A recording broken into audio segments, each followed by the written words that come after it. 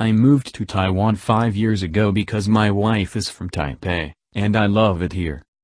We eat out a lot. There are lots of good, cheap restaurants and street snacks. I'm vegetarian and there's a long tradition of veggie food here, so it's great for me. Having said that, I'll never get used to stinky tofu. The name is very accurate, it smells like sweaty socks mixing with rotting fish. I tried it once. The sauce was actually okay, but that smell is just so off-putting. When you go to restaurants here, generally speaking, you are just a lot of different dishes and then everyone shares, which is nice.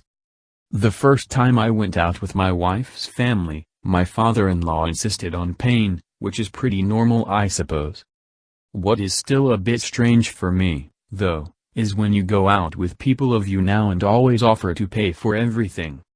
There's something's almost a fight to get hold of the bill first.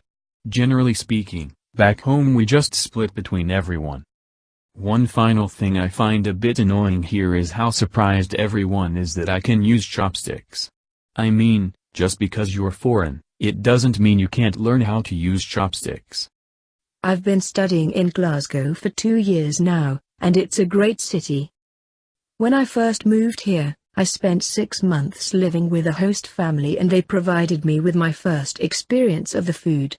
British food has got a bad reputation, but they serve it great stuff.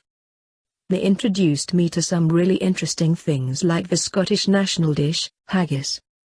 It's a bit like a Spanish blood sausage called morsella, but bigger. There were a couple of things I just couldn't get used to, though.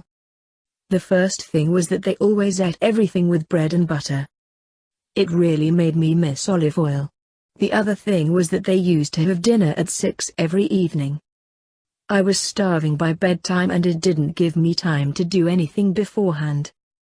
Another cultural difference is that lots of people go for a drink after work.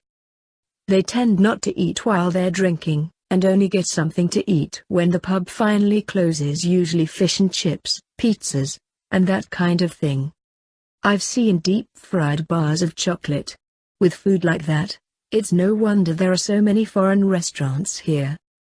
Having said that, I think I was actually quite unadventurous before coming here, but the Scottish have introduced me to food from other countries, Indian, Thai, Mexican, all of which I love now.